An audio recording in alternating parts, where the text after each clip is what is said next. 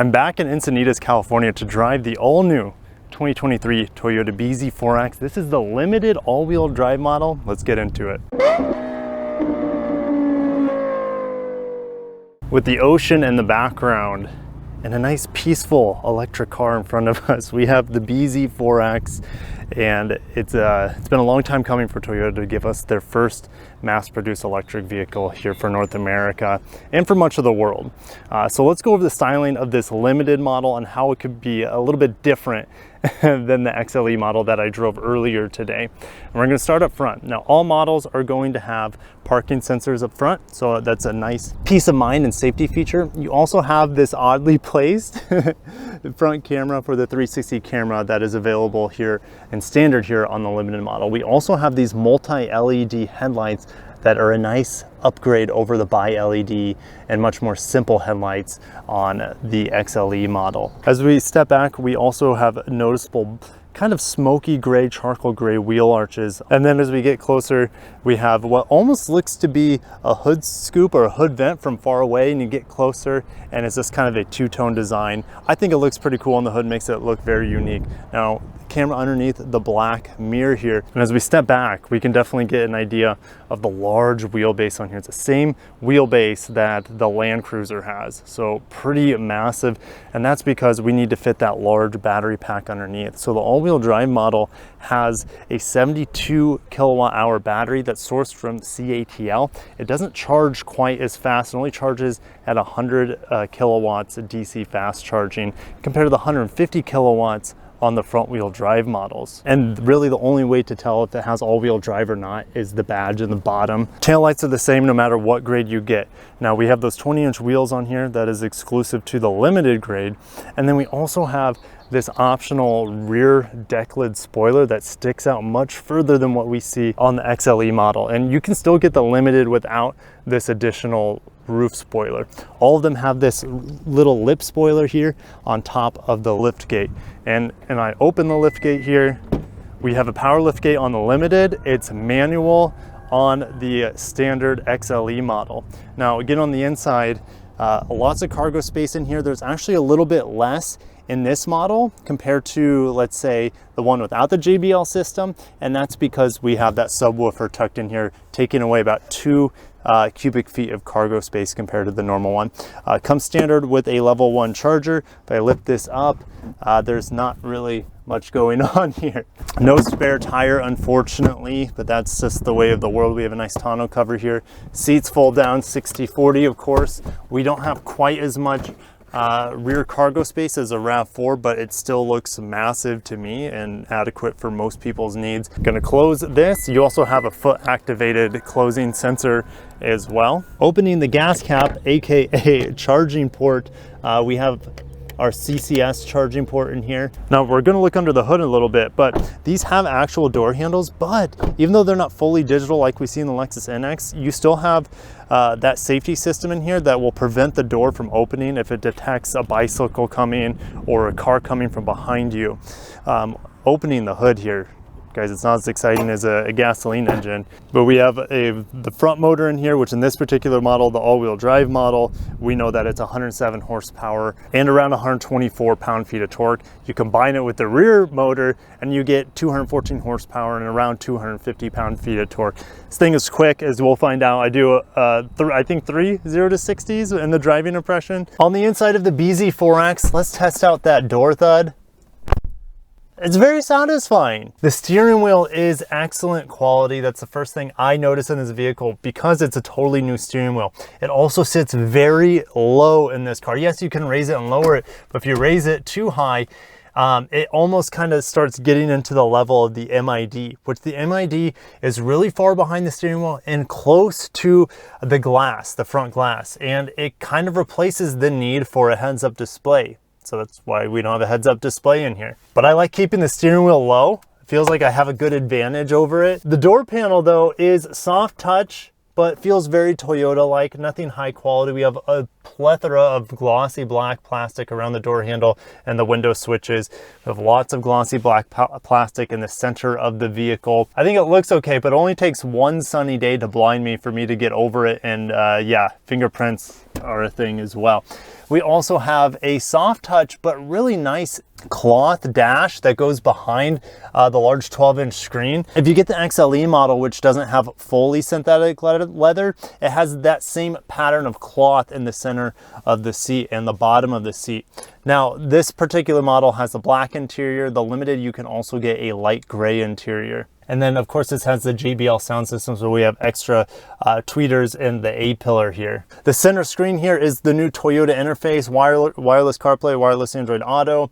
And we do have the wireless charger in here. Unfortunately, just like the NX, Lexus NX that I drove, doesn't charge well with my phone, but iPhones, I haven't had any issues charging that. Speaking of charging, we have 4 USB-Cs in here, 2 underneath the center console where you can also use as storage, and then you have 2 in the back seat as well for your passengers, as well as a USB-A next to the wireless charger. But running a cord out of here isn't the easiest thing if you want to close this glossy black cover with this fun design on it. Screen is super responsive and accurate with voice commands. That's really all I can ask for in a modern navigation system.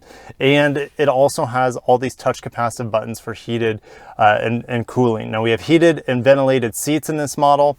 We also have the optional heated package in here with heated rear seats. We have automatic heated steering wheel, which is pretty cool. I love the fact that we still have traditional switches here for the fan speed and temperature control. But what's unique to this particular model is this button right over here, and this is a first for Toyota. Imagine a heat lamp that keeps food warm at a buffet, right? It's the same sort of technology that Toyota baked into this vehicle, and you have 3 different levels of heating. And you can choose which side you want heated or both. So that's the great thing. It's a localized heating. So if I have cold feet, but my passenger up front has hot feet, then they don't need the heater, right? So I have the heater on full blast, and I'm just gonna continue my review. And so when it heats up, I'll be able to tell you about it. Cup holders buried within the center console. It's really, really deep. So if you have tall cups, they're not gonna be sticking that high out of here because this is such a deep cup holder. This is a movable armrest. So you can cover up those cup holders, kind of. I really don't see the point of this moving at all, to be honest. It doesn't do anything for me, but when you lift up, we have storage here, but you have secret storage underneath that even. Also unique to this all-wheel drive model is the X mode. So if I press this, we have some cool graphics that pop up. So I press it once, it turns it on, and also has downhill scent control. Press it again, gives me deep snow and mud. And then if I use the plus and minus here, that activates the grip control, which is unavailable at this point in time. So I found the heater, and it's actually at the bottom of the steering column. And then on the right-hand side, it's at the bottom of the dash where the glove box would be, but there's no glove box in here. So you sacrifice the glove box for a knee heater and leg heater, but it's really radiating heat very well down from the center of the steering column. You almost don't need a heated steering wheel with that option because, yeah, you could, heat one hand while you have another hand on top, but no shortage of heating options. Is the first for Toyota to have this sort of radiation style heat coming from the center. Standard on all grades is a huge panoramic roof. That's great to see. Getting in the back seat, immediately noticed the immense amount of leg room here. Toyota says it's a little bit better than what the RAV4 is. And at 6'1", sitting behind myself at 6'1", I have about a foot of leg room between my knees and the seat. Nice leatherette backing to the seats with map pockets. 3 settings for the heated rear seats, and you have those 2 USB chargers.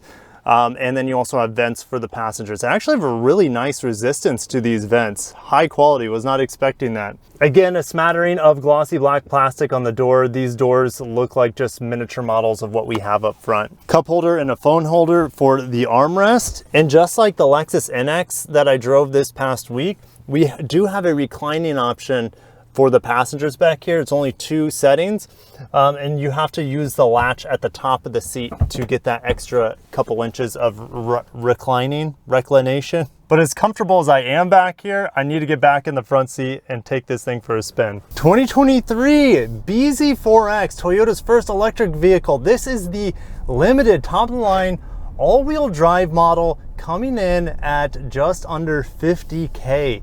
And there are a lot of features in here, there's a lot of technology, and I just drove the front wheel drive base XLE model, and that was a lot of fun and much more peppy than I was expecting just based off of looking at the specs.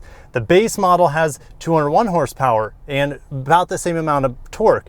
This model has 214 horsepower from two separate motors, one in the front, one in the rear, and about 250 pound-feet of torque total. 0 to 60, Toyota is claiming in about 6 seconds, or a little bit more than 6. I'll test it out here in a little bit when we get a clearing. Visibility is great in here. It takes some time to get used to the 7-inch MID behind the steering wheel, but it kind of feels like a heads-up display without having to project it onto the glass. And keeping up with traffic here is just a breeze, very quiet operation. And this does have the larger 20-inch wheels on it, so I am feeling the road and hearing the road considerably more than the 18-inch wheel options. And I'm going about 41 here, pedal down, instant power. There's 56, 59, 60. Okay, so not only is it way more responsive than its gasoline brethren like the RAV4, for example,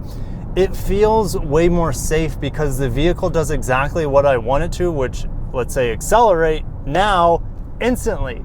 So there's no delay, there's nothing lost in communication, or there's no processing of the transmission logic for it to choose the right gear and to sync up with the gasoline engine. It feels so good, so responsive, and very safe and comforting. And I'm just gonna gun it through this light and hit the brakes. Oh man, it's so good. It brakes really well. Despite it being a heavy vehicle, over 4,200 pounds. I'll put exactly what it is in this limited all-wheel drive. Now I'm gonna gun it up this hill. Oh yeah, it feels great. You know, it doesn't, when you're up to speed anyways, it doesn't feel all that much more peppy than the front wheel drive model. And yes, it's probably because they only have about a 13 horsepower difference between the two. But from a stop, you do feel an additional shove from this all-wheel drive model with an additional 50 pound-feet of torque or so. Okay. Don't know what this guy's doing. So we're going to do a 0 to 60 uphill here. I did it earlier in the front-wheel drive model and I was really impressed. I'll put what that time was, and go. No wheel spin. There's 40. And there's 60 uphill. And it's 7.16 seconds uphill. And that is identical acceleration compared to the Lexus NX 350F Sport that I had last week for review. And that was on a flat surface. So this vehicle has better acceleration, no doubt, than a $55,000 Lexus NX. Now this vehicle is slightly cheaper at around $50,000, but hopefully you can still get that tax credit.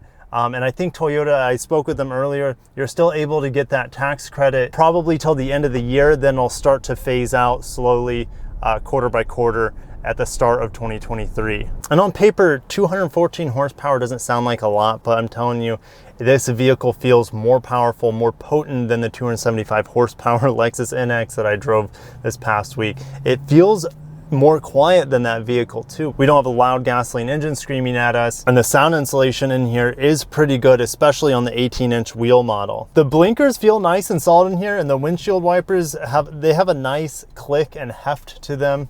I feel right at home here. My arm sits really naturally on the center console and on the left door panel here.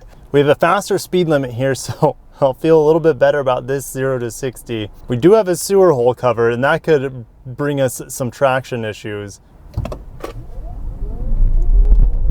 Yeah, right around, I feel like 20 miles an hour, so you feel that extra torque from this dual motor. And 0 to 60 in 6.99, and this feels like it's slightly uphill as well.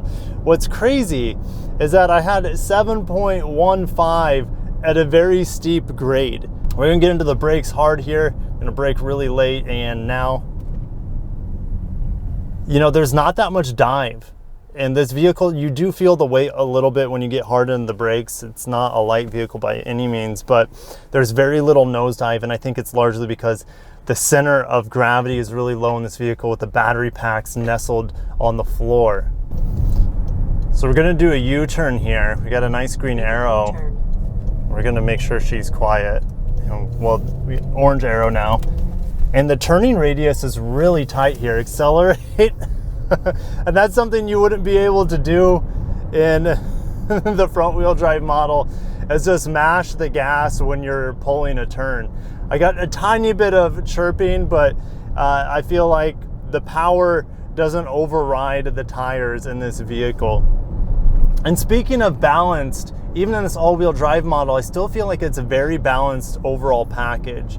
The chassis keeps up with the power and vice versa. I'm comfortable slinging this into turns as well as accelerating out of turns, and I never feel like I'm tipping over or I have a lot of body roll. When you have smooth surfaces, this thing is whisper quiet. I'm so used to talking loud in my car reviews because of lots of road noise, engine noise, but going 45, I think mostly what I hear is a little bit of air coming from the vents. So it's a very, very quiet and peaceful vehicle like I found in the Ioniq 5. And make sure to stay tuned on the channel because at home I have a Volkswagen ID4 waiting for me, and that's probably the biggest competitor to this car, as well as the Solterra, but that's essentially the same car from Subaru, just slightly different styling, slightly different packaging. Hard brake. It has a lot of brake. I haven't maxed them out yet, and I've had to have some panic brakes with some yellow and red lights.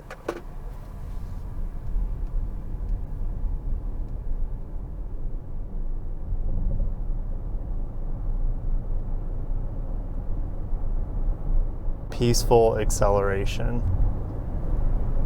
It just feels like it's me and my thoughts.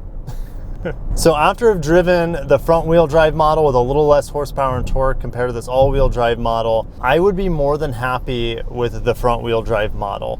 Now, if you need things like ventilated seats and heated rear seats and fancier headlights and bigger wheels, if you need that, that's what the limited package is for. And you can still get those things on the front wheel drive model. But if you live in a warm climate like California, Florida, Texas, all-wheel drive is definitely not necessary. You have plenty of grip and acceleration on the front-wheel drive model, and you can save a little bit of money by going that route. And driving the front-wheel drive and the all-wheel drive feel nearly identical, at least out here on the streets.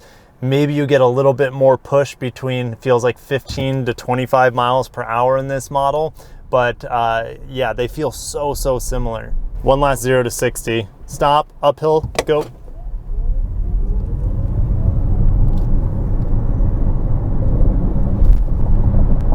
6.37. Okay, so that was my fastest time to end the review. But summarizing the bZ4X, it's a strange name, has a strange design, interior and exterior, but it is very well executed. Even though this is a pre-production prototype model, everything in here feels spot on. It feels production ready. Fit and finish is excellent. It drives great. It's damped really well. It handles the bumps in the road, even with these 20-inch wheels, pretty well. And Toyota has priced it maybe a little bit higher than what I was expecting, but after driving it, I can say that it is a good purchase. It could be Toyota's best vehicle in their lineup, as long as you don't have to take long road trips in this vehicle. And yeah, Toyota has an app now that allows you to plan your trip out and things like that. This is a great first attempt from Toyota for a mass-produced electric vehicle. And it's only going to get better from here. As battery technology progresses, and as Toyota's technology progresses, it's really good. This is the best Toyota interface and the software we've ever seen with over-the-air updates as a feature too. Like, this is probably Toyota's best vehicle, and it's also, until the Lexus RZ, I drive that, this is in Lexus quality, ride quality, Lexus NVH territory as well as Lexus performance that you get in this vehicle. And we have to wait till maybe later this year till we see the RZ and how can that improve over this already excellent EV. I'm expecting definitely nicer interior. It's not bad in here. It's just, you know, we don't have the highest quality synthetic leather in here, or the door panels are a little suspect to me compared to what we see on Lexus vehicles. So anyways, it's good to have choice in the market, and I'm glad Toyota's finally given us that choice for an electric vehicle. It's very well executed, very well rounded. There's nothing that I don't like about the car other than maybe the styling, but that's extremely subjective. And it looks pretty cool, the black on black, so the fenders don't catch your eye as much. But I'm gonna end it there. If you guys enjoyed my content on the bZ4X outside of San Diego in the Encinitas area, make sure to smash the like button and subscribe for more Toyota and Lexus news and reviews. That's a specialty of the channel for sure. And I'm going to park this and get ready for the reveal of the GR Corolla tonight. So I'm very excited. That's already happened by the time you guys are watching this when the embargo ends, but I'm gonna end it there. Thank you so much, guys. I gotta cut myself off, cut it out. See you guys later. Peace out.